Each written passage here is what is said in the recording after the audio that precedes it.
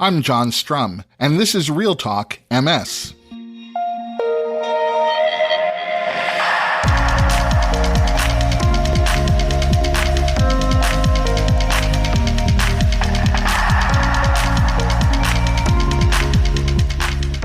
It's August 31st, and we have a lot to talk about. And today we're going to start by talking about superheroes, because now we can count a member of the Marvel Universe, or I guess I should say the Marvel Multiverse, as a member of the MS community. Last week, Marvel relaunched Darkhawk, an original Marvel superhero from the 1990s. In this new iteration of Darkhawk, we meet 17-year-old basketball sensation Connor Young, who looks to have the whole world ahead of him. A basketball scholarship, followed by what's sure to be a stellar NBA career. That is, until Connor is diagnosed with MS. And that changes everything. The Connor Young Darkhawk story is going to be told in a 5-part series, and issue 1 is available right now. If you're interested in picking up a copy of the comic for yourself, you'll find a link in today's show notes. The series is being written by Kyle Higgins, and Kyle is including an interview with someone from the MS community in each issue. Issue number 1 features an interview with Brooke Pelczynski, an artist, illustrator, and comic creator who's living with MS. I've already read Darkhawk issue 1, and I have to say I think Kyle really succeeds in portraying the initial reactions of friends and family when a young person, or anyone really, is first diagnosed with MS. My guest this week is Madison Copot, and Madison is someone who I consider to be a real-life superhero. Madison was diagnosed with MS about 9 years ago, just before turning 13. And when she was diagnosed, Madison was actually told that she was too young to be seen by an MS specialist. Madison is a 20-year-old young woman today, and if you want to hear what a real-life superhero sounds like, you won't want to miss my conversation with Madison. But before we get to my conversation with Madison Copot, well, there are a few other things that you should know about. I want to thank those of you who have been getting in touch after last week's episode about the third COVID-19 vaccine dose. I'm glad that you're finding the information that Dr. Copot shared to be helpful. And to those of you who are keeping up on the vaccination news and starting to feel like you're living with COVID burnout and don't ever need to hear anything more about it, I want you to know I get it. And I'm going to ask for your patience here because there are still a lot of folks who are living with MS who are still on the fence about being vaccinated. And for their own sake, as well as everyone else's, we need to get them off the fence. So if you're already set with timing your disease-modifying therapy with your third vaccine dose, please go grab a cup of coffee so I can share this news with the others in our community who still need to hear it. The Quality Committee of the American Academy of Neurology has published their formal position on COVID-19 vaccinations. And to quote directly from their published announcement, barring the rare circumstance of an absolute contraindication to available vaccine formulations, it is the American Academy of Neurology's formal position that eligible patients should be offered the COVID-19 vaccine. Though limited, the currently available data report low rates of neurologic complications post-vaccination, particularly when weighed against the severity of morbidity and mortality resulting from the infection in populations of people with neurological illnesses. Now, in addition, the committee also points out, and I'll quote again here, patients treated with immunotherapies known or suspected to attenuate vaccine response must be counseled about the ongoing potential for SARS-CoV-2 infection, an issue of increasing relevance as state and local safety mandates are lifted. Now, the AAN position was published at the beginning of August. Today, with the latest guidance from the CDC and the National MS Society Vaccine Guidance Advisory Group, we know that if you're being treated with an immunotherapy that attenuates vaccine response, in other words, it limits it, well, you don't have to settle for being counseled about your potential risk. You can do something about it by getting that third vaccine dose. And if I can speak directly to those of you who are worried that receiving the COVID-19 vaccine could somehow spark an MS relapse, something for which there is absolutely no evidence for, I want to repeat part of the AAN statement, and then I want to go ahead and break it down into plain English because it's important. Quoting from the AAN Quality Committee statement, quote, "The currently available data report low rates of neurologic complications post-vaccination, particularly when weighed against the severity of morbidity and mortality resulting from the infection in populations of people with neurological illness." So to put this plainly, doctors know how to treat MS exacerbations and complications when they arise. But unfortunately, there is no treatment for death. And I'll stress again, there's no evidence to suggest that being vaccinated with the COVID-19 vaccines leads to any MS complications. On the other hand, there's considerable evidence to suggest that people with MS who are also living with fairly common comorbidities like obesity or diabetes or high blood pressure, to name just a few, these people have a seriously more difficult time surviving COVID-19. So please, get vaccinated. And if you've been vaccinated, plan on getting that third dose of the vaccine when you're eligible to receive it. If you'd like to review the American Academy of Neurology formal position on COVID-19 vaccinations, you'll find a link in today's show notes.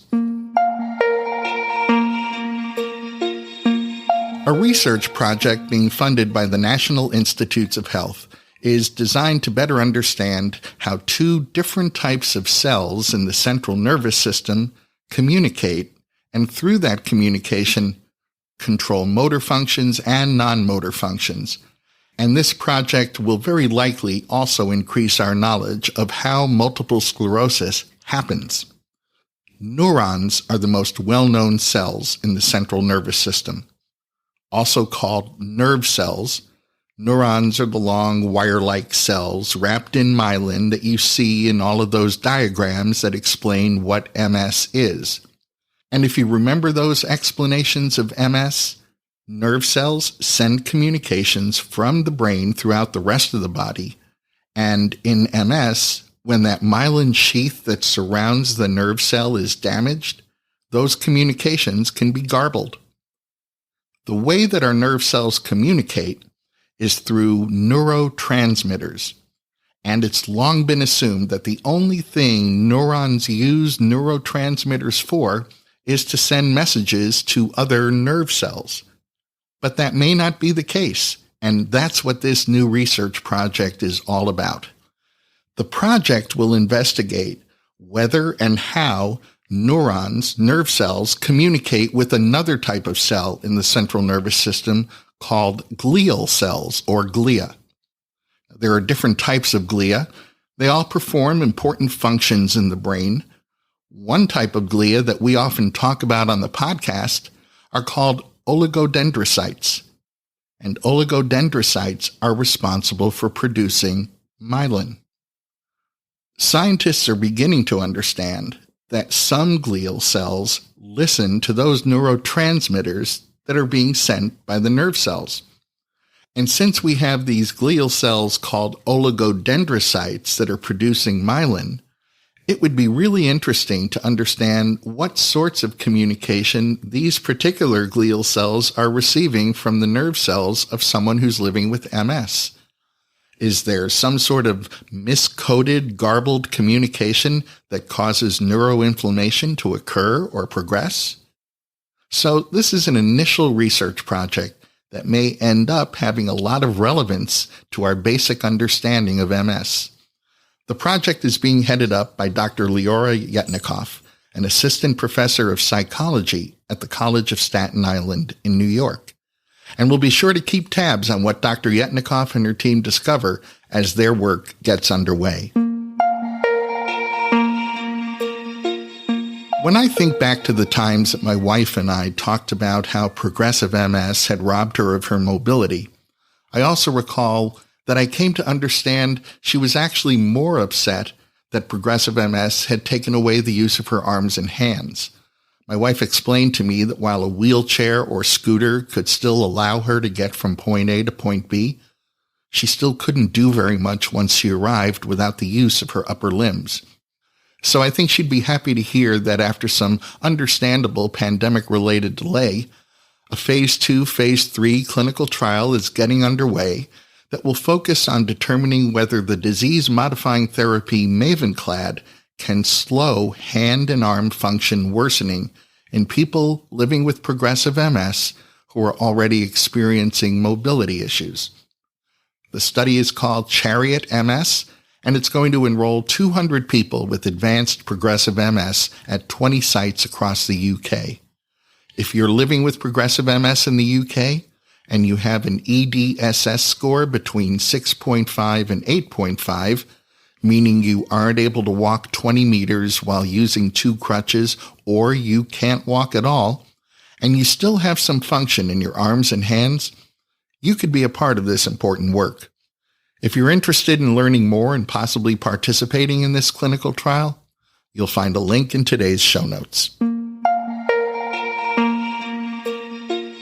Every month, Can Do MS offers great programs for people living with MS and their care partners. And all the Can Do MS programs in September are focused on staying in charge of your life in spite of MS. Tomorrow, September 1st, there's a webinar on planning for an unpredictable future. On September 10th, there's a Jumpstart program on being CEO of your household. On September 15th, there's a coaching session on balancing life with MS. On September 23rd, there's a Jumpstart program on being CFO of your household. And on September 28th, Can Do MS is offering a coaching session on mapping out your future. All the Can Do MS programs are online and available to you at no charge, so you can participate from the comfort and safety of your own home. If you'd like to learn more and sign up for these upcoming workshops and coaching sessions, you can visit candoms.org/programs, and you'll find that link in today's show notes. While we're talking about staying in charge of your life in spite of MS, I'd like to try a quick exercise in imagination with you. Now imagine it's the not too distant past, 8, almost 9 years ago. And imagine that you're 12 years old. You've just been diagnosed with MS, and the hospital where you've just received that diagnosis, the Mayo Clinic no less, advises you that you're too young to be seen by an MS specialist. But there's this pediatrician who specializes in epilepsy, and you can see them instead.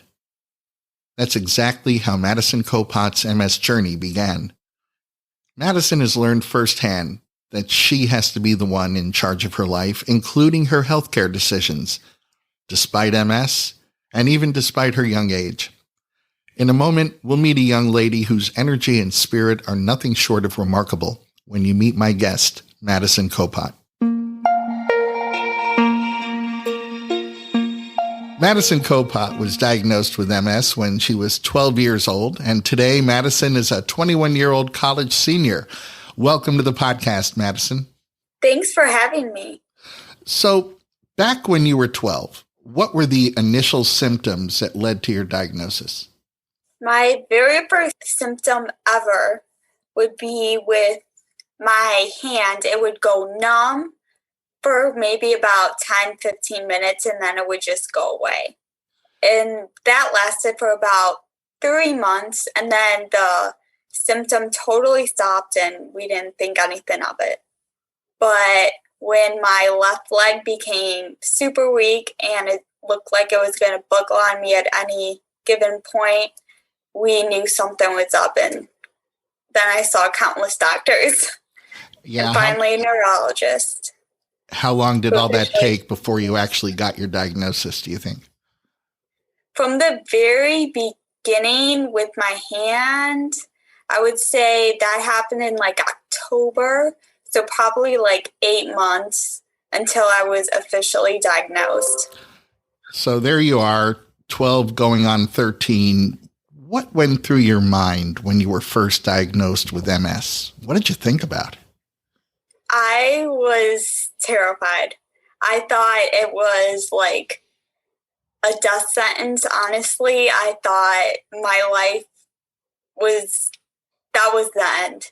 Like, I didn't think there was any like upside, because I also do have an uncle with MS, and I totally see him and his struggles, and I thought that's exactly how I'm going to be.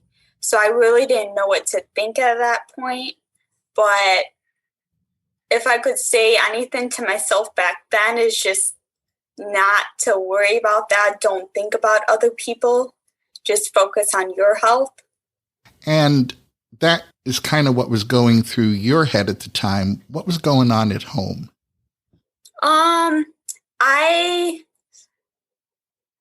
It was kind of crazy. Like, we knew MS was still like in the family because my uncle and stuff, but we didn't think anything would happen to me, especially that young.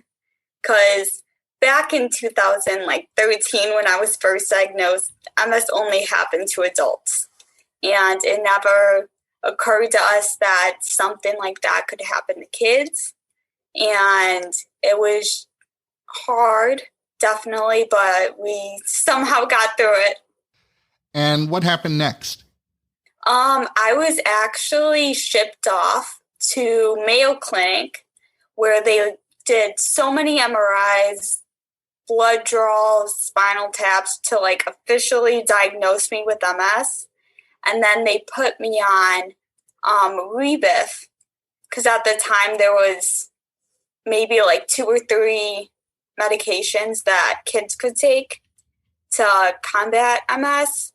And that drug did not work for me at all. It only stopped, I think, like 30% of the lesions from coming.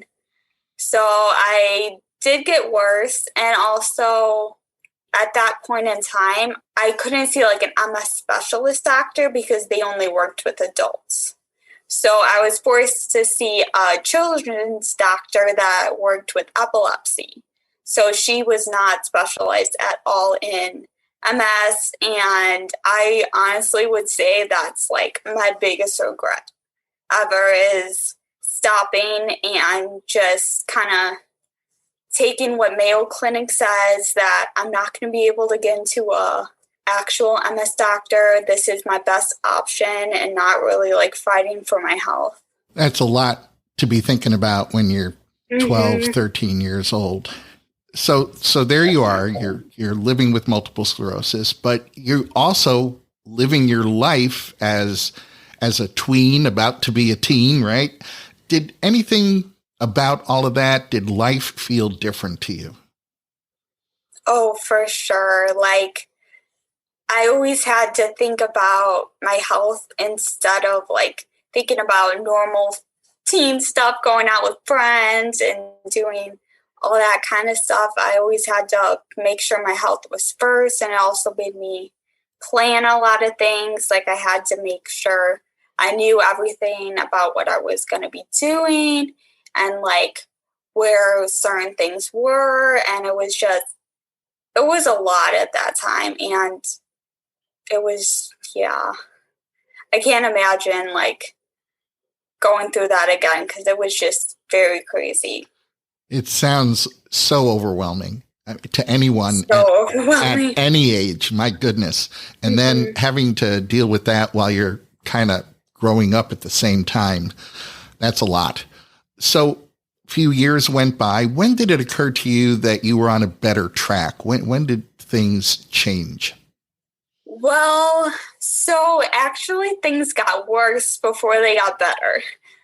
I would say I was on Rebif from when I was like early teens to like maybe like 16 or 17. I can't remember exactly, but that's when I started to lose my walking. I totally have lost my balance, and I do use a walker to get around. My left leg became super weak, and I struggle with spasticity too, and that kicked in. So that's when we knew like we had to like make a change, and I had to stop seeing my original doctor, and we called so many MS doctors to see if they would take my case. And as soon as one of them would, they immediately changed me to Sabri.